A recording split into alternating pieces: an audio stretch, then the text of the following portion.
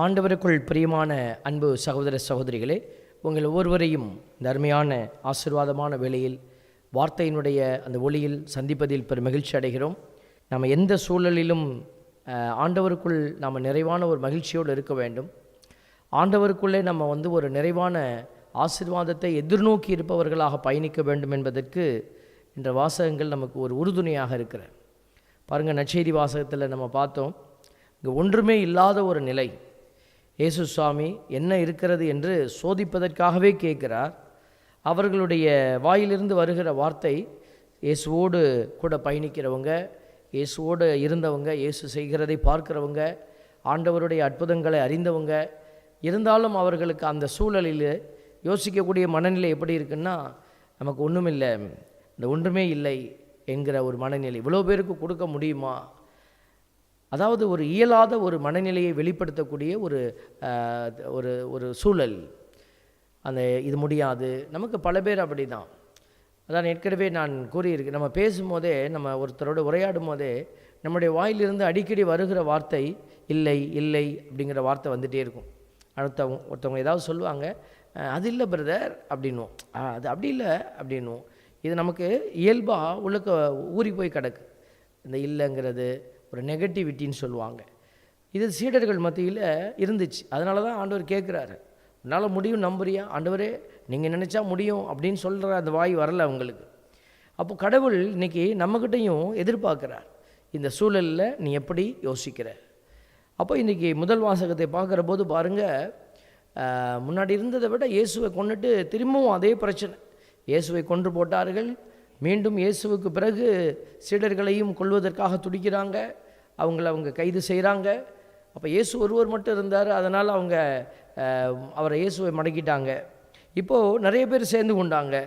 இப்போ எல்லாரையும் அவங்க திருப்பி அந்த தண்டனைக்கு உட்படுத்தினா மக்கள் கொதித்தெழுவார்கள். அதனால் பார்த்திங்கன்னா அவங்கள குறித்து அவங்க அல்லலப்படுறாங்க. அவங்க அல்லல் பட்டு அந்த சபைகள் எல்லாம் பேச ஆரம்பிக்கிறாங்க. அப்போ அந்த திருத்தூதர்களுடைய செயல்பாடை தான் நம்ம இங்கே பார்க்குறோம். திருத்தூதர்கள் அந்த நாட்களில் என்ன செய்து வந்தாங்க? நன்மை செய்து வந்தாங்க. ஆண்டவர் இறந்துட்டார், நமக்கு எல்லாம் முடிஞ்சுது அப்படிங்கிற அந்த உயிர்ப்பினுடைய அனுபவம் அதுவாக இல்லை. இயேசு உயிர்த்த பிறகு அவங்க ஒளிந்து கொண்டிருந்தாங்க, கதவுகளை அடைத்து கொண்டிருந்தாங்க. இயேசு அவர்களுக்கு காட்சிகளை கொடுத்து அவர்களை மீண்டும் பலப்படுத்தின பிறகு அவர்கள் உயிர்த்த இயேசுவின் ஆண்டவருக்கு சாட்சிகளாய் மாற ஆரம்பித்தாங்க. அப்படி உயிர்த்த இயேசுவுக்கு சாட்சிகளாய் மாற ஆரம்பித்த பொழுது அவங்க என்ன செய்ய ஆரம்பித்தாங்கன்னா, நன்மைகள் செய்ய ஆரம்பித்தாங்க. தொடக்க நூல் 4:7 நம்ம பார்க்குறோம், ஆண்டவர் சொல்லுவார் காயினை பார்த்து, நீ நன்மைகள் செய்தால் உயர்வடைவாய் அல்லவா? நன்மை செய்யாமல் போனீன்னா பாவம் உன்மேல் வேட்கை கொண்டு உன் வாசப்படியில் படுத்திருக்கும், அதை நீ அடக்கி ஆளணும். இவங்க ஒரு பாவத்திற்கான ஒரு போராட்ட உலகத்திலிருந்து ஆசீர்வாதத்திற்கான உலகத்துக்குள்ளே இப்போ பயணிக்க ஆரம்பிச்சிட்டாங்க. அப்போ அவங்களுக்கு சாவோ வாழ்வோ அதை பற்றியெல்லாம் கவலை இல்லை.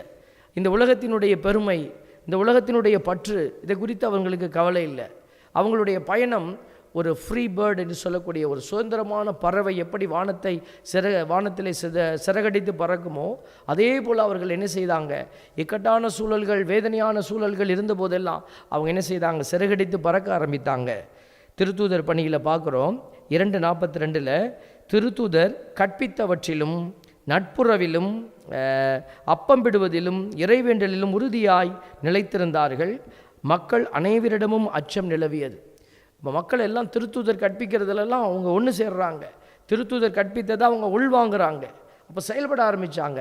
இப்போ திருத்தூதர்கள் தங்கள் பணி என்ன? நற்செய்தி, கடவுளுடைய அந்த திட்டத்தை அறிவித்து கொண்டே போவது. 2:43 பார்க்குறோம், திருத்தூதர் வழியாக பல அருஞ்செயல்களும் அடையாளங்களும் நிகழ்ந்தன. அவங்க கடவுளுடைய திட்டத்தை அறிக்கை செய்து கொண்டே போக போக அருஞ்செயல்களும் அற்புதங்களும் நடந்துச்சு. இன்றைக்கி நம்ம யோசிக்கணும், இன்றைக்கி வலுக்கட்டாயமாக நம்ம என்ன செய்யக்கூடாது? நம்ம பக்கம் அருஞ்செயல் நடப்பதாக மேஜிக்கெல்லாம் போட்டு காட்டக்கூடாது. இன்றைக்கி நிறைய பிரசங்கியார்கள் அப்படி செய்கிறாங்க அப்படின்னு நம்ம கேள்விப்படுறோம். நம்ம பார்த்ததில்லை, அப்படி கேள்விப்படுறோம். பொய்யாக தங்களுடைய நிலையை உயர்த்தி கொள்வது, பொய்த்தனமாக வழிபாடுகளை நடத்துவது, வழிபாட்டில் யாரோ ஒருத்தர் விழுவதை போல் நடித்து அதில் ஒரு பெருமை தேடுவது, பொய்யானவைகளை பிரசுரிப்பது, நான் பிரசங்கம் வச்சேன்னா, நான் ஜெபிச்சேன்னா இதெல்லாம் நடக்குதுன்னு அவங்களே சொல்லிக்கொள்வது, இதெல்லாம் இப்போ நம்ம பொய் வாக்கினருடைய அடையாளங்களாக நம்ம பார்க்குறோம். எதுவுமே கிடைக்கலன்னா பிசாசை கையில் வச்சுக்கிறது, வீட்டுக்குள்ளே போய் பிசாசு இருக்குன்னு சொல்கிறது, இதெல்லாம் வந்து பிழைப்புக்காக ஓடிக்கொண்டிருக்கிற ஊழியர்களை நம்ம பார்க்குற விதமாக இருக்கிற. இப்போ ஆண்டவருடைய திருத்தூதர்கள் அப்படி இல்லை. அவங்க எதை குறித்தும் கவலைப்படாமல் ஓடுறாங்க. அவங்க பெருமையை குறித்து கவலை இல்லை. பாருங்கள், இன்றைக்கி வாசிக்கப்பட்ட முதல் வாசகத்திற்கான முன்மொழி என்ன தெரியுங்களா? இயேசுவின் பெயரை முன்னிட்டு அவமதிப்புக்கு உரியவர்களாக கருதப்பட்டதால் மகிழ்ச்சியோடு வெளியே சென்றார்கள். நாமெல்லாம் பெருமையாக பேர் கிடைச்சிச்சுன்னா தானே மகிழ்ச்சி அடைகிறோம். அவங்க எதுக்கு மகிழ்ச்சி அடைஞ்சாங்க பாருங்கள்? அவமதிப்புக்கு உரியவர்களாக கருதப்பட்டதால் மகிழ்ச்சியோடு வெளியே சென்றார்கள். இன்றைக்கி நம்ம வாழ்கிற சூழல்லையும் அப்படி தான். நீங்கள் நன்மை செய்கிற போது உங்களுக்கு அவமரியாதையும் ஒரு அவமதிப்பும் கிடைக்கிறது என்று சொன்னால் நீங்கள் அதை குறித்து மகிழ்ச்சியோடு கடந்து செல்லணும். ஏன்னா நாம் செய்கிறது சரி, நாம் செய்கிறது உண்மை அப்படின்னா நாம் மகிழ்ச்சியாக இருப்போம். அந்த மகிழ்ச்சி வெளியிலிருந்து வர மகிழ்ச்சி அல்ல, மாறாக உள்ளே உறைந்து கிடக்கிற உன்னதருடைய மகிழ்ச்சி, அவர் கொடுக்கிற உள்ளார்ந்த ஒரு மகிழ்ச்சி. அதான் சொன்னார், உலகம் தர முடியாத மகிழ்ச்சியை நான் உனக்கு தருவேன்.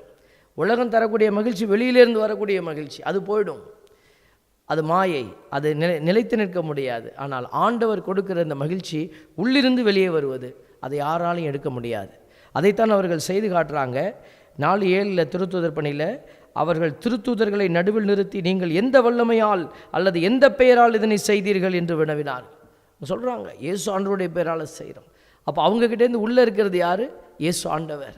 அந்த இயேசு ஆண்டவருக்காக அவங்க பண்ண. யார் இந்த இயேசு? நம்ம நினைக்கிற மாதிரி இயேசு ஒன்று பெருமையாக அரச இதில் வீட்டிருந்தவர் அல்ல. அவர் சிலுவையில் அறையப்பட்டு கொல்லப்பட்டவர். பாருங்கள், அவமானத்திற்குரிய சின்னமாய் தன்னை படைத்தவரை நோக்கி, படைத்தவருக்காக இவங்க பேச ஆரம்பிக்கிறாங்க. அதுதான் இங்கே இருக்கிற ஒரு அற்புதமான விஷயம். திருத்தூதர் பணி 4:33 பார்க்குறோம். திருத்தூதர் அனைவரும் ஆண்டவர் இயேசு உயிர்த்தெழுந்தார் என மிகுந்த வல்லமையோடு சான்று பகர்ந்தனர். அவர்கள் அனைவரும் மக்களின் நல்லெண்ணத்தை மிகுதியாய் பெற்றிருந்தனர். இவங்க அறிவிக்கிற அந்த நற்செய்தி வல்லமையாய் கடந்து சென்றது. அநேக ஆத்துமாக்களை ஆண்டவர் பக்கமாக இழுத்து வந்தது. பாருங்கள், அங்கே முதல் வாசகத்தில், இன்றைக்கி நற்செய்தி வாசகத்தில் நம்ம பார்க்குறோம், அங்கே ஒரு இனம் சாப்பாட்டுக்காக கூடியிருந்தது, உணவுக்காக. ஆண்டவர் அந்த இனத்தை உணவினுடைய இனமாக அங்கே அடையாளப்படுத்துகிறார்.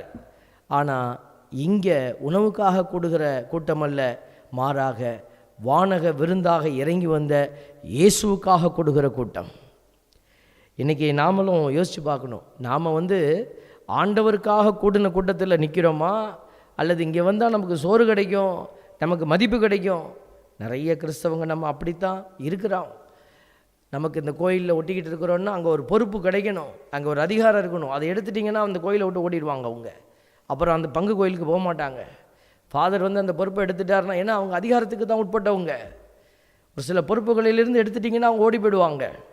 சில பேர் எப்போ பார்த்தாலும் அந்த பங்கு கோயில்களில் சண்டை சச்சரவுகளுக்கு உரிய அடையாளமாகவே இருப்பாங்க. ஏன்னா அவங்க ஐடென்டிட்டி கிரைசிஸ், அவங்க இருப்பதை அவங்க அறிந்து கொள்ளணும். சில பேர் இப்படி வெளியில் பிரசங்கம் பண்ணுறதை பெருமையாக பார்க்குறாங்க. அது கடவுளுடைய அழைப்பான்னு உணர முடியல. இதுக்கெல்லாம் பின்னணியாக இருக்கிறது உலகத்தினுடைய ஒரு பண்பு. உலகத்தின் தலைவன் என்ன செய்கிறான்? தேடு தேடு என்று சொல்லி நமக்கு கற்றுக் கொடுக்குறான். ஆனால் ஆண்டவர் அப்படியே இல்லை. ஆண்டவர் நமக்கு கற்றுக் கொடுத்ததை திருத்தூதர்கள் எடுத்து சென்றார்கள். அவங்க அசிங்கப்பட்டதை குறித்து வெட்கப்படுறாங்க. யாருடைய பெயரால் நான் அசிங்கப்பட்டேன்? ஆண்டவருக்காக. அதை பெருமையாக அவங்க கருதுகிறாங்க. இன்றைக்கி நம்ம வீடுகளில் நீங்கள் போய் வாழ போகிற இடத்துல ஒரு மருமகளோ, வாழ வந்த இடத்துல ஒரு மாமியாரோ, அந்த மாமியார் அந்த மருமகள் செய்கிற காரியத்தையோ அல்லது குடும்பத்தில் இருக்கிற யாரோ ஒருத்தர் செய்கிற தவறையோ நம்ம தட்டி கேட்கும் போது அல்லது நெறிப்படுத்தும் போது நம்ம காயப்படலாம். உடனே என்ன நடக்கிறது? அந்த காயங்களை நம்ம ஊதி பெரிதாக்கி சண்டையிட்டு அந்த குடும்பத்தை உடைத்து, யாராவது திருத்தூதர்களைப் போல் நம்ம யோசிக்கிறோமான்னு யோசித்து பார்க்கணும். அப்படி யோசிக்கிற குடும்பங்கள் ஆண்டவருக்குள்ளே மகிழ்ச்சியாக இருக்கும். சரி, யார் திட்டுனா? வீட்டுக்காரர் தானே. யார் திட்டுனா? எங்கள் அத்தை தானே.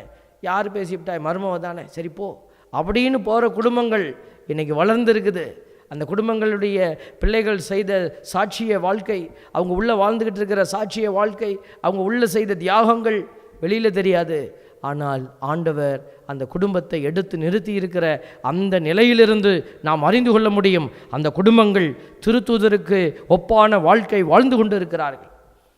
எங்கேயோ ஒருத்தவங்க திருத்தூதர் செஞ்சாங்க, நமக்கு அதுக்கு சம்மந்தம் இல்லைன்னு சொல்லிட்டு போவதில்லை. அப்ளை பண்ணணும். பங்கு தந்தையர்கள் இருக்கிறாங்கன்னா எல்லா பங்குகளும் 100% ஓகேன்னு சொல்ல முடியாதுங்க. முக்காவாசி பங்கில் குருக்களை காயப்படுத்துகிறாங்க. குருக்கள் பொறுமையோடு இருக்கிறாங்க, அவங்க மன்னிச்சு போகிறாங்க. அதனால தான் இன்றைக்கி திரு அவையில் இந்த பங்கு தலங்கள் எல்லாம் சிறந்து விளங்கி கொண்டு இருக்கிறது. எந்த குருவானவர் ரியாக்ட் பண்ணி அந்த மக்களை அவங்க கஷ்டப்படுத்துகிறாங்களோ அந்த பங்குகள் வளர்ச்சி அடையாமல் நிற்கும். ஒரு பங்கு நல்லா ஒரு பங்கு தந்தையின் கீழே வளருது அப்படின்னா அந்த பங்கு தந்தை பல காயங்களை தன் உள்ளே தாங்கி கொண்டு இருக்கிறார். அவர்கள் இயேசுவுக்காக மகிழ்ச்சி அடைகிறாங்க. பாருங்களேன், இதோ வார்த்தை நற்செய்தியில் பார்த்தோம். அவங்களுக்கு மன்னான்கிற உணவை பழைய ஏற்பாட்டில் கொடுத்த கடவுள் இங்கே பசிக்க அப்பத்தையும் வாட்கோதுமை அப்பங்களை பகிர்ந்து கொடுக்குறாரு. ஆனால் இந்த கூட்டம் வாட்கோதுமை அப்பங்களுக்கோ மன்னாவுக்கோ மகிழ்ந்து கிடந்தவங்க அல்ல, ஆண்டவருடைய வார்த்தை என்கிற மன்னாவுக்கு மகிழ்ந்து கிடந்தவங்க. திருப்பாடல் 78:24 பார்க்குறோம், அவர்கள் உண்பதற்காக மன்னாவை மழையென பொழியச் செய்தார், அவர்களுக்கு வானத்து உணவை வழங்கினார். இதோ இந்த மன்னா இயேசு என்கிற மன்னா வானத்திலிருந்து இறங்கி வந்த மன்னா. யோவான் 6:49 பார்க்குறோம், உங்கள் முன்னோர் பாலை நிலத்தில் மன்னாவை உண்டபோதிலும் இறந்தனர், உண்பவரை இரவாமல் இருக்க செய்யும் உணவு விண்ணகத்திலிருந்து இறங்கி வந்த இந்த உணவே, விண்ணகத்திலிருந்து இறங்கி வந்த வாழ்வு தரும் உணவு நானே. இந்த உணவை எவராவது உண்டால் அவர் என்றுமே வாழ்வார். எனது சதையை உணவாக கொடுக்கிறேன், அதை உலகு வாழ்வதற்காகவே கொடுக்கிறேன். பாருங்க, இந்த இயேசுவை தான் அவங்க எடுத்துகிட்டு போகிறாங்க. அப்போ அதை பெற்றுக்கொள்கிற பிள்ளைகள் வாழ்வை உணர்ந்து கொண்டாங்க. இன்றைக்கி நாமும் ஆண்டவரை, உண்மையான ஆண்டவரை நற்கருணையில் நீங்கள் உணர்ந்தீங்கன்னா உங்களுடைய வாழ்வினுடைய அர்த்தம் நம்மளுடைய வீட்டில் தெரியணும், நம்மளுடைய குடும்ப வாழ்க்கையில் தெரியணும். ஆண்டவர் அதை எதிர்பார்த்து காத்திருக்கிறார், நீ வெளிப்படுத்துவாயா அப்படின்னு. 2 கொரிந்தியர் 12:10 கிறிஸ்துவில் மகிழ்ச்சி கொள்ளக்கூடிய பிள்ளைகளாக சீடர்கள் இருந்தாங்க. அதே போல் நாம் இருக்க முயற்சிக்கணும். என் வலுவின்மையிலும் இகழ்ச்சியிலும் இடரிலும் இன்னலிலும் நெருக்கடியிலும், இதில் ஏதாவது ஒன்று நம்ம வாழ்க்கையில் இருக்கும். பவுலடியார் இதெல்லாம் சொல்கிறார், என் வலுவின்மை, இகழ்ச்சி, இடரல், இன்னல், நெருக்கடி, இதில் எல்லாத்துலேயும் கிறிஸ்துவை முன்னிட்டு நான் அகமகிழ்கிறேன். ஒரு சில பேர், ஒரு மகள் தன்னுடைய வாழ்க்கையை நினச்சி என்கிட்ட அவங்க அழுதாங்க. இந்த மாதிரி நான் மாட்டிக்கிட்டேனே, இந்த மாதிரி ஒரு இடத்துல நான் மாட்டிக்கிட்டேன், நான் என்ன செய்கிறதுனே தெரியல, இங்கே நான் நினச்ச மாதிரி இல்லை அப்படின்னு அவங்க மனக்கவலையை கொட்டுறாங்க. ஒருத்தர் இல்லை, 2 பேர் இல்லை, இது மாதிரி நிறைய பேர் கொட்டுறதுக்கு கொட்டி கொண்டு தான் இருக்கிறீங்க. அப்படி மனக்கவலையை கொட்டுறவங்க எல்லாம் நம்ம யோசித்து பார்க்கணும். நான் கிறிஸ்துவுக்குள் இழந்து போவதற்காகத்தான் இங்கே வந்திருக்கிறேன். இதோ கிறிஸ்துவுக்குள் நீ நெருக்கடிக்கு உள்ளாக்கப்படுகிறாய். அந்த இடத்துல ஆண்டவர் எதுக்கு உன்னை போய் நட்டு வச்சார்? அந்த இடத்துல நீ ஒரு ஒளியாக கிறிஸ்துவிற்கு சாட்சியாய் நிற்கணும்.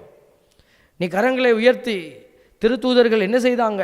கூடி ஜெபிச்சாங்க, ஆண்டவருடைய நற்செய்தியை போதிச்சாங்க. அங்கே என்ன நடந்துச்சு? அருஞ்செயல்கள், அற்புதங்கள் நடந்துச்சு. அதே போல் நீங்களும் செய்து பாருங்களேன், உங்கள் வாழ்க்கையில் அற்புதங்களும் அருஞ்செயல்களும் நடக்கும். நீங்கள் நிற்கிற இடம், உங்களுடைய குடும்பம் அமைதியின் இல்லமாய் மாறும். உங்களுடைய குடும்பத்தில் இருக்கிற நெருக்கடிகள் மாறும்.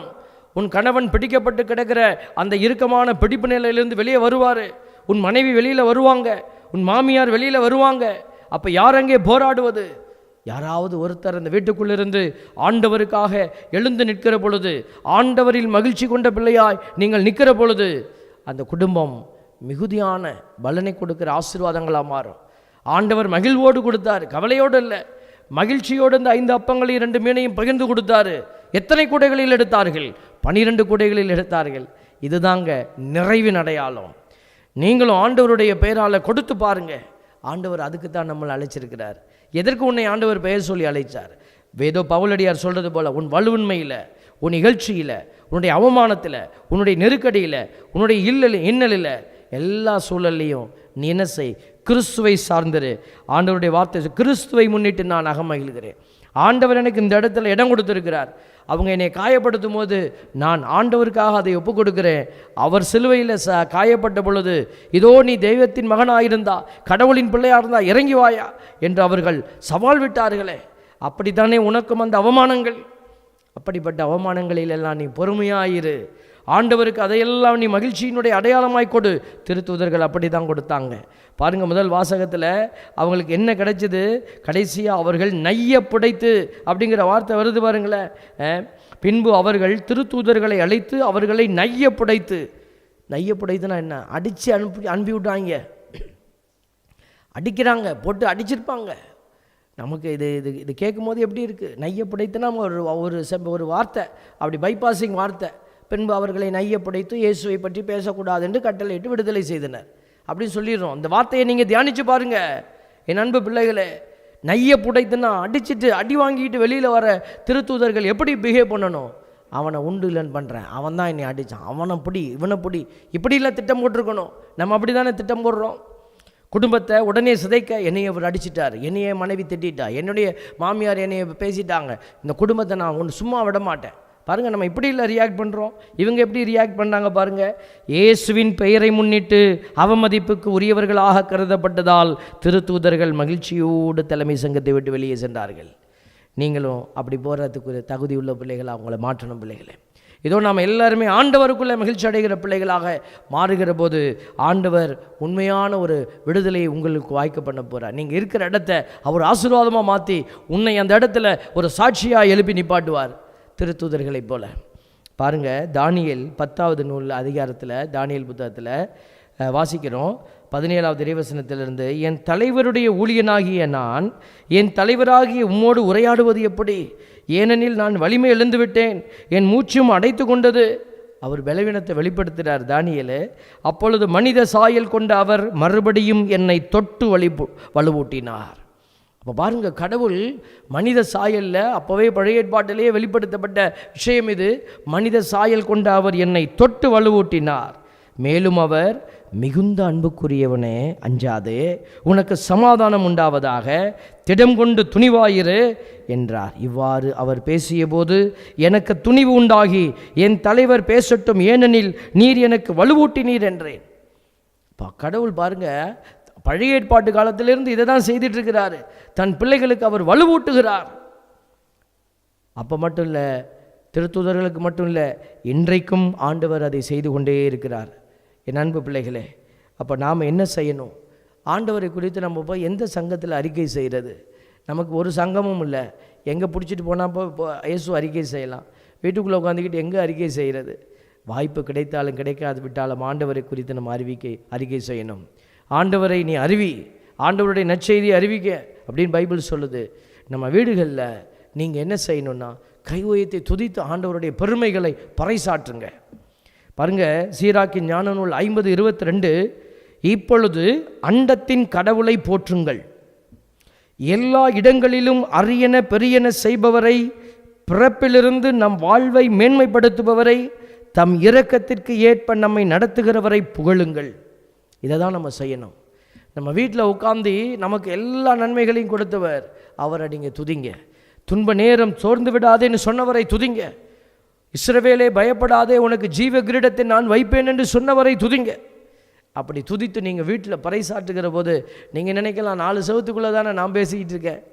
குழந்தை தெரசம்மா ஒரு பெரிய பாவியை குறித்து பேப்பரில் படிச்சுட்டு அவங்க என்ன செய்கிறாங்க, அவனுக்காக ஜெபம் பண்ணுறாங்க. அவங்களுடைய வாழ்க்கை முறை அடைக்கப்பட்ட வாழ்க்கை முறை. அந்த அடைப்பட்ட இடத்துக்குள்ளே 4 சுவத்துக்குள்ளே அவங்க ஆண்டவரை புகழ்ந்து இதோ அந்த மகனை ஒப்பு கொடுத்து ஜெபித்த பொழுது அவன் சாகின்ற தருவாயிலே ஆண்டவரை ஏற்றுக்கொண்டான் என்ற செய்தியை அந்த பத்திரிகையில் பார்க்குறாங்க. பாருங்களேன், கடைசியில் அந்த ஆத்மாவை காப்பாற்றக்கூடிய வல்லமை 4 சுவத்துக்குள்ளே நீ துதிக்கிற துதிக்கும் ஜெபத்துக்கும் உண்டு. அது வீணாய் போவதில்லை. அதை நம்ம செய்யலாம். அதை செய்கிற போது ஆண்டவர் உங்களுக்கு வாய்ப்பு கொடுப்பார். அப்போ நீங்கள் வெளியில் 4 பேருக்கு முன்னாடி பேசலாம். எதை குறித்தும் கவலைப்படாத, சூழலை குறித்து கவலைப்படாத. நீ இருக்கிற இடத்துல கரம் உயர்த்து. உன் வீட்டுக்கு நீ ஒரு பெரிய போர் வீரனாக மாறு. உன் வீட்டில் இருக்கிற சாபங்கள் மாறணும்னு சொல்லி கரம் உயர்த்தி துதி. புலம்பலை விட்டுவிடு. அவங்கக்கிட்ட ஃபோன் பண்ணி என் வீட்டில் எப்படி இருக்குது, இவங்கக்கிட்ட ஃபோன் பண்ணி என் வீட்டில் எப்படி இருக்குது, இப்படியா நீங்கள் எத்தனை பேர்கிட்ட புலம்ப போகிறீங்க? திருத்தூதர்கள் புலம்புலங்க. அவர்கள் மகிழ்ச்சி கொண்டார்கள், கூடி ஜெபித்தார்கள், ஆண்டவரை மகிமைப்படுத்தினார்கள். சீராக்கிய ஞானம் 51:29, ஆண்டவரின் இரக்கத்தில் உங்கள் உள்ளம் மகிழ்ச்சி கொள்வதாக. ஆண்டவரின் இரக்கத்தில் உங்கள் உள்ளம் மகிழ்ச்சி கொள்வதாக. அவரை புகழ்வதில் என்றும் நாணம் கொள்ளாதிருப்பீர்களாக. வெட்கப்படாதீங்க. பாருங்கள், நம்ம ஒரு சபையில் ஆண்டவரை துதிக்கணும்னா வெட்கப்படக்கூடாதுங்க. வீட்டில் பிள்ளைகளுக்கு முன்னாடி கை வைத்து துதிக்கணும்னா வெட்கப்படக்கூடாது. இன்றைக்கி கூட ஒரு ஃப்ரான்ஸிலேருந்து ஒரு சகோதரி கூப்பிட்டு பேசும்போது சொல்கிறாங்க, இதோ ஃபாதர், நான் உங்கள்கிட்ட ஃபோன் பண்ணேன், நீங்கள் சொன்னீங்க கரம் உயர்த்தி துதிங்கம்மா, ஆண்டவர் உங்களுக்கு விடுதலை தருவார்னு சொன்னீங்க, நான் அப்படி செய்தேன். அநேக சாட்சியங்கள், இதோ உங்களுக்கு சாட்சி சொல்ல தான் இப்போ கூப்பிட்டேன்னு சொல்லி அவங்க என்ன செய்கிறாங்க, தன்னுடைய சாட்சியத்தை முன்வைக்கிறாங்க. அப்போ அவங்க நன்றி உள்ள பிள்ளையா சாட்சியத்தை சொல்ல பின்னால் ஓடி வராங்கன்னா காரணம் அவர்கள் பெற்றுக்கொண்டார்கள்.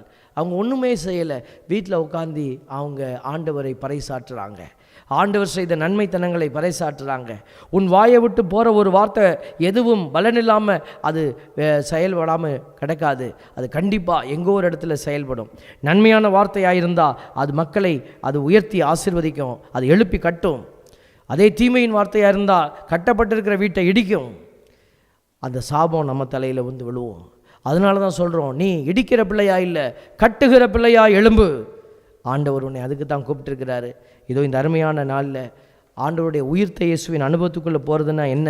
இதுதான், தீமைகளை வேறறுக்கணும். இயேசு சாமி தீமைகளை வேறறுத்துட்டு வெற்றி வீரராய் நிற்கிறாரு. இப்போ நீ கண்ணுக்கு முன்னாடி உன் வீட்டில் ஒரு தீமையை பார்க்குற, உங்கள் குடும்பத்தில் ஏதோ ஒரு கட்டு நிற்கிது, ஏதோ கணவனுக்கு ஏதோ பிரச்சனை இருக்குது, உடனே நம்ம என்ன செய்கிறோம்? கையை உயர்த்தணும். கணவன் மனைவிக்காக மட்டும் இல்லை, உன் குடும்பத்தில் இருக்கிற மற்றவங்களுக்காக. அவங்க ஆண்டவருக்குள்ளே இல்லைன்னா கை உயர்த்துங்க. எப்போ பார்த்தாலும் காசு பணத்துக்காக கை உயர்த்தினா உனக்கு பதில் கிடைக்காது. ஆண்டவருக்கு தெரியும் உனக்கு என்ன கொடுக்கணும்னு. ஆசீர்வாதமான காரியம் எதுங்கிறத அறிந்து கை உயர்த்து, மற்றதெல்லாம் உனக்கு நிறைவாய் கொடுக்கப்படும். நாம் கேட்கும் போதே நம்ம போய் காசுக்காகவும் பணத்துக்காகவும் நல்ல சம்பளம் கொடுங்க ஆண்டவரே, கடவுளுக்கு தெரியும் உனக்கு என்ன கொடுக்கணும்னு. உன்னுடைய எண்ணங்கள் தாழ்நிலையில் இருக்கக்கூடாது, உயர்ந்த நிலையில் இருக்கணும். சீடர்கள் எதை நோக்கி ஓடுனாங்க? இயேசுவினுடைய அந்த நற்செய்தி அறிவிக்கப்படணும்னு ஓடுனாங்க. அவங்களுக்கு வாழ்வு கிடைக்கணும், வயிற்றுக்கு சோறு கிடைக்கணும்னு ஓடலை. அப்படி ஓடி இருந்தாங்கன்னா இயேசு அவங்க கூட இருந்திருக்க மாட்டார். அவர்களுடைய நற்செய்தி எல்லாமே இயேசு நமக்காக உனக்காக இறந்து உயிர்த்தாள் என்கிற நற்செய்தி. இதோ நீங்கள் அந்த உணர்வில் நீங்கள் உங்கள் குடும்பத்தை உயர்த்தி பாருங்கள். உயிர்த்த இயேசுவினுடைய அனுபவம் என் வீட்டுக்குள்ளே மகிழ்ச்சியாய் பொங்கி வழியணும்னு சொல்லி நீ குடும்பத்தை ஒப்பு கொடுத்து துதி. உன் குடும்பத்தில் இருக்கிற பிள்ளைகள் ஆண்டவருக்கு சான்று பகரக்கூடிய சாட்சியாய் மாறணும்னு துதிச்சு பாருங்க. அப்போ உன் பிள்ளைகள் விலகி ஓடினவங்களாம் ஓடி வருவாங்க. உன் பிள்ளைகள் தவறான வழியில் நடந்து கொண்டிருக்கிற பிள்ளைகளுடைய வாழ்க்கை மாற்றப்படும்.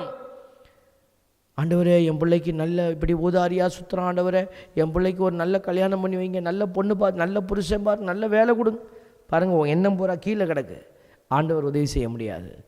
உன் எண்ணத்தை உயர்த்து. ஆண்டவரே, என் பிள்ளை உமக்கு சாட்சியாக எழும்புகிற அந்த பாக்கியத்தை கொடுங்கன்னு சொல்லி நீ கை வைத்து ஜெபித்து பாருங்க. உங்கள் பிள்ளைகள் ஆசீர்வாதத்தின் தலமாய் மாறுவார்கள். அவர்கள் ஆண்டவருக்கு உகந்த உயிர்த்த சாட்சிகளாக எழும்புவார்கள். இந்த அனுபவத்தை பெற ஆண்டவர் எவ்வளவு நல்லவர் என்று சுவைத்து பாருங்கள். உங்களுக்காக தொடர்ந்து நாங்கள் ஜெபிக்கிறோம். ஆமேன். God bless you.